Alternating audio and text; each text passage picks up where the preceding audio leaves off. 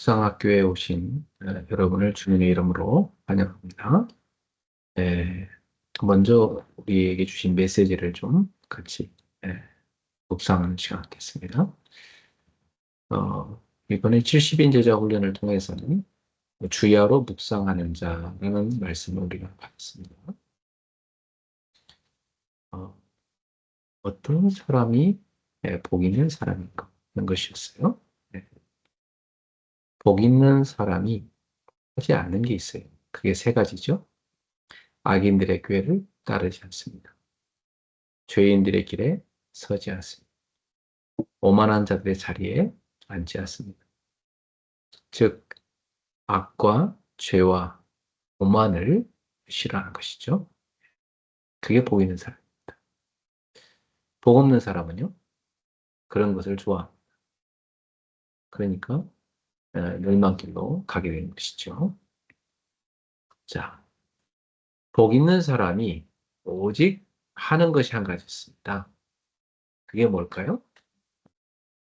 주의 말씀을 즐거워하여 주야로 묵상하는 것입니다. 이 복 있는 사람은요, 하나님의 말씀을 묵상하는 게 그렇게 즐거워요. 그래서 주야로 합니다. 돌이켜보니까 제가 어릴 때부터 교회를 다니면서 성경을 묵상했거든요. 음, 근데 제가 이 묵상의 그 즐거움을 진짜 맛을 본 건 중학생 때부터예요. 중학생 때부터 성경 말씀을 가지고 예, 밤에 이렇게 조용히 묵상하고 일기를 쓰고 잤거든요. 근데 하나님 말씀 묵상하는데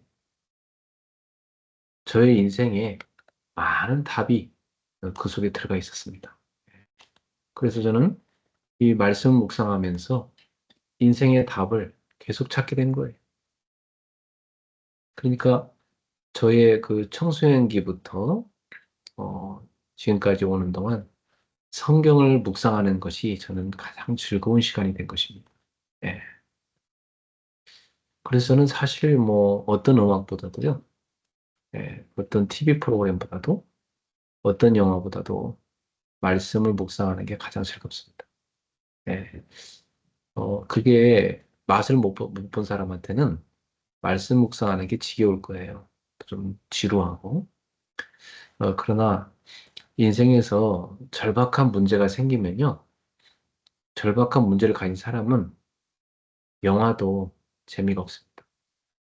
음악도 재미가 없고. 당장 지금 자기 문제가 너무 크기 때문에 그때는요.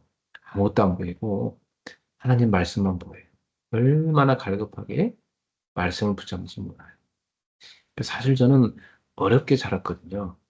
네, 그래서 제가 그 어려움을 이겨내는 방법은 하나님의 말씀을 묵상하는 거였습니다. 그리고 기도하는 거였어요. 그리고 은혜 받는 거였습니다. 하나님이 주시는 영적인 힘을 얻는 것이죠. 그러니까 그런 어려움들을 다 이겨낼 수가 있었어요. 그래서 저는 이 묵상이야말로 내 인생에서 최고의 힘이다. 저는 그걸 깨달았죠. 네. 여러분, 사람이 사실 정작 어려우면요. 아무한테도 의지할 수가 없어요. 부모님도 나를 도울 수 없고, 내 형제도 나를 도울 수 없고, 내 친구도 나를 도와줄 수가 없고, 아무도 나를 못 도와줘요. 네, 오직 하나님만이 나의 도움이 되시는 것입니다.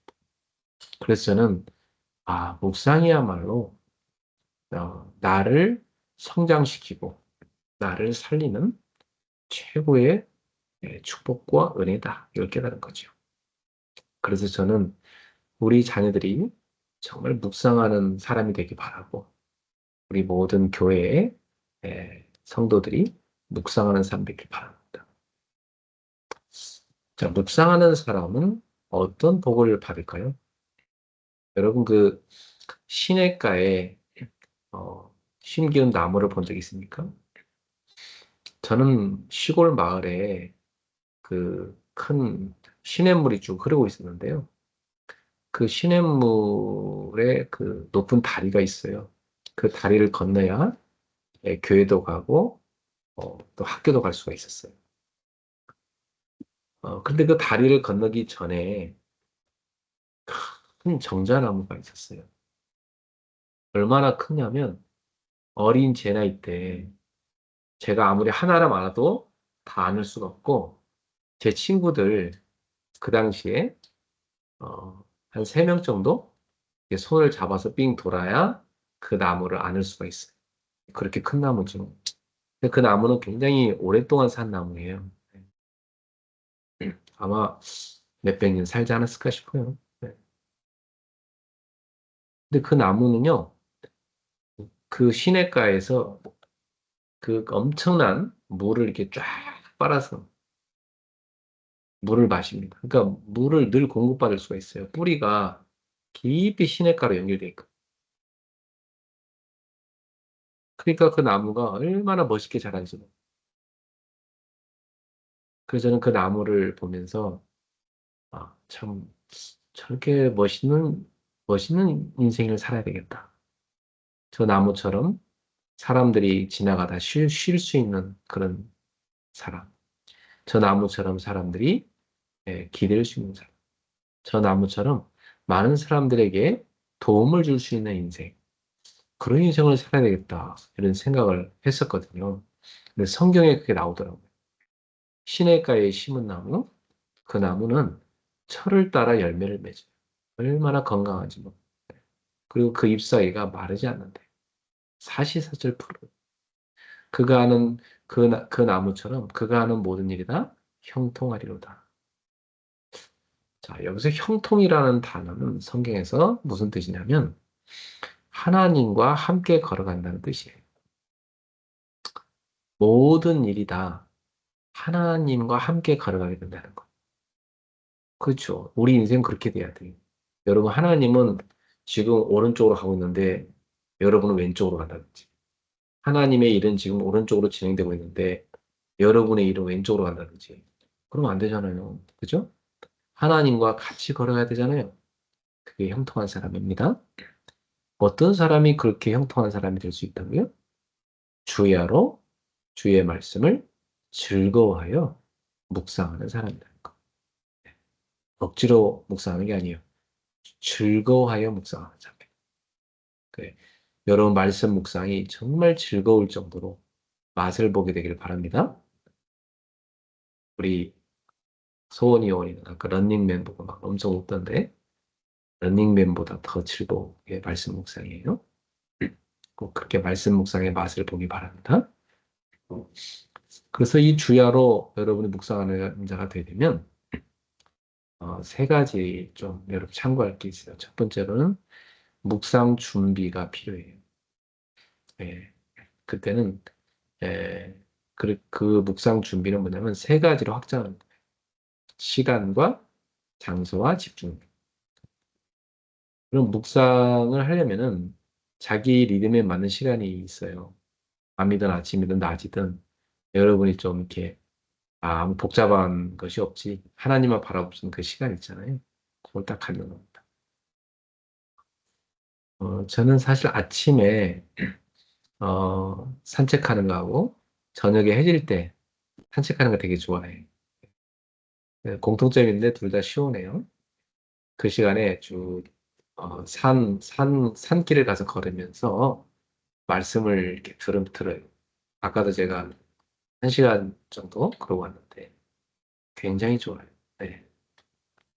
맨발로 흙을 밟으면서 걷고 바람을 쐬면서 말씀 듣고 기도하는데 굉장히 은혜가 되고 힘나더라고요.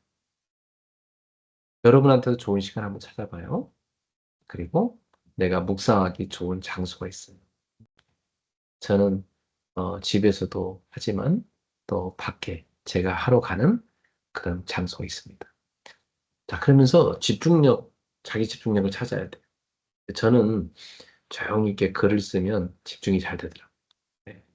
또 찬양을 듣는다든지 깊은 심호흡을 해요. 그러면 집중력이 딱 찾아옵니다.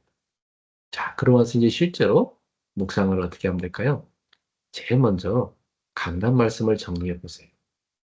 강단 말씀에 이번에 있었던 성경 본문도 읽어보고 메시지 영상도 다시 한번 여러분이 보면서 녹취도 하고, 노트 정리된 것도 다시 한번 확인해요. 그리고 오늘 기도점 말씀도 한번 읽어보고. 그렇게 하면 여러분에게 분명히 하나님의 음성이 들려요. 저는 세 가지 질문을 하거든요. 하나님은 누구십니까? 이 질문을 하면서 말씀을 묵상해요. 그리고 저에게 무엇을 말씀하고 계십니까? 그리고 저의 현장에 무엇을 말씀하고 계십니까? 이렇게 저는 하나님과 저 자신과 또 제게 맡기신 현장, 이 세 가지를 질문하고 답을 찾아요. 그러고 나면 제가 실천해야 될 미션이 딱 나오더라고요. 그걸 결단하고 하나님께 이 미션을 잘 순종해서 실천할 수 있도록 은혜와 힘을 달라고 기도를 합니다. 자, 그럼 이제 굉장한 영적 힘과 지혜를 우리가 얻거든요. 그러고 나서 300% 도전하는 겁니다. 300%란 건 뭐냐면 첫 번째는 나를 살리는 도전이고요. 두 번째는 현장 여러분의 학업을 살리는 도전이에요. 여러분의 업을 살리는 도전. 그리고 세 번째는 미래를 위한 준비예요. 이 세 가지가 300%거든요. 네. 저를 살리는 데는요, 제 영을 살리는 기도와 제 뇌를 살리는 깊은 호흡, 그리고 몸을 살리는 운동이 참 좋아요. 저는 세 가지를 늘 합니다. 네, 그러면 제가 살아나요.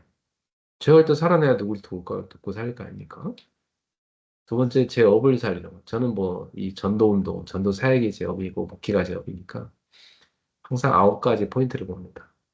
전체를 봐요, 먼저. 그리고, 아, 가장 하나님이 원하시는 최고를 봅니다. 그리고, 지금 현재 내 시간표, 나의 전문성. 네. 그게 너비, 높이, 깊이입니다. 그리고, 지나온 과거. 그리고, 지금 현재 내가 와 있는 이 현재. 그리고 앞으로 내가 가야 될 미래. 그렇게 보면, 지금 뭐 해야 될지 다 알아요. 그리고 위로 하나님을 바라보고 아래로 내게 맡긴 현장을 생각하면서 내 주변에 있는 동역자들을 생각해요. 이 세 가지 분야의 소통을 하는 겁니다. 이 9가지 포인트거든요. 그걸 가지고 여러분 업을 살리시기 바랍니다. 미래를 위한 준비는 어떻게 하면 될까요? 하나님이 저한테 주신 좋은 책이나 또 자료들, 을 가지고 하나님 말씀에 연결해서 편집을 합니다. 그럼 이렇게 계획을 세우면서 설계를 하면 하나님이 계획을 보여주세요.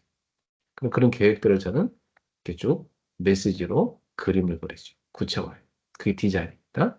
그래서 그게 지금 우리 교회의 5G 플랫폼도 그렇게 나온 거예요. 그래서 그게 언젠가 이 디자인이 실제로 실행될 시간이 오겠죠. 예. 그래서 그 실제 실행되는 것은 응답으로 오는 거고, 그 응답으로 오기까지 우리가 해야 될 건 뭐예요? 편집, 설계, 디자인하고 있어요. 나는 앞으로 어떤 집을 짓겠다. 그걸 설계를 하고 디자인해 놓은 사람은요, 언제든지 그 집을 지을 수 있는 경제만 준비되면 바로 지을 수 있어요. 그쵸? 그러나 그런 것이 전혀 디자인 준비 안 된 사람은요, 당장 뭘 지으려고, 뭘 지어야 할 건지 몰라요. 아무거나 지으세요. 그렇게 되는 거죠. 그죠? 네. 그러니까 여러분의 미래를 두고 그렇게 세 가지 늘 하세요. 매일 편집, 매일 설계, 매일 디자인. 잠자기 전에 반드시 그걸 점검하고 주무세요. 자, 그래서 인생에는 분명히 두 가지 길이 있다. 여호와께서 인정하시는 길, 여호와께서 인정하지 않는 길이 있다. 여호와께서 인정하시는 의인의 길, 인정하지 않으시는 악인의 길, 죄인의 길. 그래서 여호와께서 인정하시는 그 형통, 여호와께서 인정하지 않는 그 멸망, 그 두 가지 길이 있다는 겁니다. 그래서 인생은 B와 D 사이에 있다고 해요. B와 D 사이에 뭐가 있어요? A, B, C, D 할 때 B와 D 사이에는 C가 있죠. B는 birth, 출생, D는 death, 죽음. 그 사이에 뭐가 있어요? 출생부터 죽음 사이에 초이스가 있어요. 매 순간이 초이스예요. C. 그죠? 오늘 여러분은 묵상학교를 초이스했어요. 그래서 이 자리에 있는 거예요. 이 자리에 없는 사람은요. 다른 걸 초이스했어요. 그 사람 다른 데 있는 거예요. 그죠? 네. 그러니까 인생은 뭘 초이스, 뭘 선택했느냐에 따라서 그 인생이 결국은 지어져 가는 것이다. 어떤 집이든지 만들어져 가는 것이다 하는 거예요. 그래서 하루하루의 선택이 모여서 그것이 미래가 되고 그것이 여러분의 인생으로 만들어지는 것입니다. 그런데 중요한 것은 자기 속에 각인된 것 따라서 사람은 선택을 합니다. 뭐가 각인되느냐 참 중요하겠죠. 그러니까 여러분 오늘도 복음 각인하는 묵상 속에 들어가길 바라요. 자, 이번 주 일부 메시지에서는 하나님께서 우리에게 너의 신앙의 본질을 한번 잘 파악해보고 회복하라고 했어요. 신앙의 본질을 회복하라. 참 신앙의 본질을 바르게 회복하는 거 되게 중요해요. 왜냐하면 이 바리새인들은 신앙의 본질에서 벗어났거든요. 신앙의 본질에서 벗어난 바리새인들의 신앙은 어떤 거였어요? 형식은 있는데 생명이 없는 신앙이었어요. 신앙을 갖고 있긴 한데 그 신앙이 뭐냐면 형식만 남았지 생명이 없어요. 그럼 그런 신앙은 무슨 신앙이에요? 죽은 신앙이지. 죽은 신앙이니까 그 신앙이 자랄까요? 못 자라요. 죽은 신앙이니까 열매를 맺을까요? 못 맺어요. 네. 그게 종교 생활인 거예요. 그리고 이 바리새인들이 본질에서 벗어난 신앙이 뭐냐면 두 번째가 사람보다 규칙을 더 중요시해요. 그들이 율법을 가지고 자기들이 많이 규칙이 있었거든요. 하나님은 사실 율법보다 사람을 더 중요시 하셨거든요. 근데 이 사람들은 사람보다 규칙과 율법을 더 중요시 했어요. 그러니까 사람을 소중하게 안 여기는 거예요. 그냥 율법을 철저히 지키는 거, 그게 더 중요했어요, 이 사람은. 사람이야 죽든 말든 율법을 잘 지키는 게 중요한 거예요, 이 사람은. 그러니까 하나님이 율법을 왜 주셨는지 그 이유를 모르는 거지. 율법을 주신 이유는 생명을 사랑하고 사람을 소중히 여기고 사람을 사랑하라고 준 거거든, 살리라고? 근데 정작 하나님의 의도와는 빗나가게 율법 자체만을 집착하고 율법을 철저히 지키는 그 규칙주의, 그 율법주의에 빠지고 만 거예요. 그러니까 아주 신앙의 본질에서 벗어난 거죠. 네. 세 번째로는 자기들이 이러한 틀린 기준 때문에 예수님을 틀리게 판단하고 비판하고 미워했어요. 여러분, 자기 기준이 잘못되면요. 모든 보는 판단이 다 잘못되게 돼 있어요. 이 사람들의 기준은 뭐였어요? 율법주의였어요. 형식만 중요시 여기지 생명을 중요시 여기지 않았어. 생명이 없었어. 규칙만 중요하지 사람이 중요하지 않았어요. 그러니까 예수님은 그들의 기준과 반대로 하셨거든요. 예수님은 생명을 중요시 여겼고 사람을 중요시 여겼단 말이죠. 그러니까 이들의 눈에는 예수님이 거슬리는 거지 뭐. 그죠? 그러니까 막 예수님에 대해서 비판하고 나중엔 예수님을 막 죽이려고 모의하고 그랬다니까요. 네. 여러분 어때요? 여러분 어때요? 여러분의 신앙의 본질은 어때요? 여러분의 신앙은 지금 본질에 가까이 있어요? 신앙의 본질은 뭐냐면 하나님 마음을 알고 그 하나님의 마음으로 돌아가는 거예요. 하나님의 마음은 사랑이요, 용서요, 살리는 것이고 회복시키는 거예요. 알았죠? 그러니까 여러분이 성경을 묵상할 때마다 예배 드릴 때마다 기도할 때마다 뭘 알아야 돼요? 하나님 아버지의 마음을 알아야 돼요. 그렇죠? 그래서 예수님은 이 백성들을 불쌍히 여기셨고 그들의 병을 고쳐주셨어요. 그런 사랑의 왕이었고요. 예수님은 자기를 나타내지 않고 그들에게 경고하셨고요. 예, 자기를 나타내지 말라고 경고하셨어요. 예수님을 드러내지 말라고. 오히려 숨은 사역을 하셨죠. 그것은 예언대로 그렇게 하신 거예요. 예수님은 다투지도 않고 들레지도 않고 평화의 왕이셨던 거예요. 예수님은 또한 상한 갈대를 꺾지 않으시고 꺼져가는 심지를 끄지 않으시는 자기 백성에게 소망을 불어넣고 그들을 회복시키시는 그런 왕이었어요. 그래서 예수님께서는 수고하고 무거운 짐진 자가 다 내게로 와 내가 너에게 쉼을 주리라 안식을 주리라 약속하셨고 그렇게 안식을 주는 마음이 오냐고 겸손하신 그리스도셨죠. 여러분 이러한 예수님의 마음이 여러분의 마음 되기를 바라요. 그렇죠? 네. 여러분도 예수님처럼 병든 자를 치유하고 자기를 드러내지 않고 또 여러분이 무너진 사람을 회복시켜 줄 수 있는 그런 사람이 되길 바랍니다. 자, 또 신앙의 본질은 뭐냐? 예수님을 목적으로 삼는 거예요. 근데 많은 신자들이 예수님을 수단으로 삼아요. 뭘 위해서? 자기 욕망을 채우기 위해서. 예수님을 이용하는 거죠. 예수님을 수단으로 삼는 거. 솔직히 뭐 예수님 사랑하지도 않아.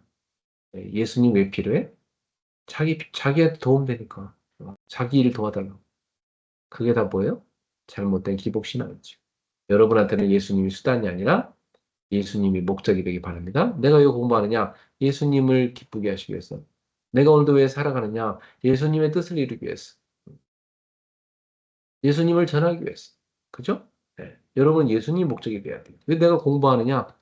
예수님의 영광과 예수님이 세우신 하나님 나라를 세우기 위해서 공부하는 거예요. 네. 그렇게 돼야 됩니다. 네. 그러면 여러분에게는 하나님의 은혜와 능력이 임하게 돼 있어. 또 신앙의 본질은 뭐예요? 예수님을 나의 주로 모시고 주님께 순종하는 겁니다. 자기 마음대로 사는 게 아니에요. 네. 사람들은 신앙생활을 보통 자기 마음대로 하잖아. 하나님 뜻을 다 무시하고. 그죠? 여러분은 하나님의 뜻을 따르는 신앙의 본질을 회복하기를 주님의 이름으로 축복합니다. 네. 하나님의 마음을 알고 그리고 예수님을 목적으로 삼고 예수님을 주로 모시는 것. 이게 신앙의 본질입니다. 네. 자, 주일 2부 말씀에서는 제자가 24해야 될 것 세 가지를 얘기했죠. 우리는 예수님께서 말씀하신 것처럼 포도나무이신 예수님께 붙어있는 가지라고 그랬어요. 그래서 가지는 24 붙어 있어야 돼요. 그쵸? 내 안에 거하라. 주님 말씀했어요. 내 안에 거하라. 나도 너희 안에 거하라. 주님과 연결되어 있어야 된다는 얘기예요. 그래서 여러분은 예수님 안에 거하는 삶, 24 그리스도를 생각하고 누리시기 바랍니다. 그리고 두 번째는 이 포도나무이신 예수님 안에 거하면 분명히 절로 열매를 맺게 될 거라고 말씀하셨거든요. 그래서 포도나무에 붙은 가지는 혼자 살 수가 없어요. 예. 예수 안에 거하는 제자들이 함께 연결되어 있는 거예요. 그래서 여러분은 사랑하고 용납하고 함께 성장하는 제자의 공동체인 교회에 붙어 있어야 되는 것입니다. 그래서 24 교회를 생각하고 기도하는 여러분에게 바라요. 그다음 세 번째는 미션 24예요. 여러분 열매 맺는 삶을 사는데 그것은 뭐냐면 나를 통해서 예수님이 전파되는 세상에 영향력을 끼치는 거거든요. 그게 미션 24예요. 오늘도 여러분의 삶과 업이 정말 예수님을 나타내는 많은 열매를 맺게 되기를 축복합니다. 네. 자, 이 제자는요, 단순히 일주일에 한 번씩 교회 와서 뭐, 한 시간 예배 드리고 이런 게 아니고, 24 내 모든 삶 전체가 예수님께 붙어 있어야 돼요. 그래서 여러분은 그리스도를 24 생각하고, 기도하고 증언하는 그리스도 24 제자가 되시길 바라고요. 꼭 사모를 그래서 하세요. 네. 그리고 교회 모임에, 빛의 모임에 우선순위 두고, 빛의 경제의 주역이 돼서 올바른 헌금과 빛의 망대의 파수꾼, 5G 플랫폼에 생각하는 그 교회 24의 제자가 되길 바랍니다. 또 미션 24로 비밀 결사대, 홀리메이슨, 후대 사역자, 이 3제자가 되기를 주님으로 축복합니다. 네, 내일은 주일인데요. 여러분 오늘 이렇게 하나님께서 우리에게 이번 주신 말씀을 한번 조용히 묵상하여 언약 잡기를 바랍니다. 기도하겠습니다. 하나님 아버지 감사합니다. 오늘 밤에도 주신 언약을 우리가 다시 확인했습니다. 우리 모든 그리터기들과 성도들이 주야로 묵상하여 주의 말씀을 즐거워하여 묵상하는 자가 되게 해주시고 그 보이는 자의 삶을 살게 해 주옵소서. 또한 신앙의 본질을 회복하게 하옵소서. 또한 그리스도와 하나님의 나라인 교회와 미션을 24 계속 묵상하고 또한 살릴 수 있는 연결돼서 살리는 제자가 되게 하옵소서. 내일 주일 예배도 하나님 앞에 믿음으로 준비하여 감사로 준비하여 하나님께 영광 돌리는 예배로 나아가게 하옵소서. 예수님의 이름으로 축복하며 기도합니다. 네, 시간에 우리 잠깐 주신 말씀 가지고 어, 찬양 드리면서 여러분이 깊이 묵상하는 그런 시간 갖도록 하겠습니다. 어, 여러분이 지금 들은 걸 가지고 천천히 깊은 호흡과 함께 기도하면서 여러분한테 주신 것을 한번 이렇게 정리도 하시고 하나님께 기도하시길 바랍니다. 같이 시작하겠습니다.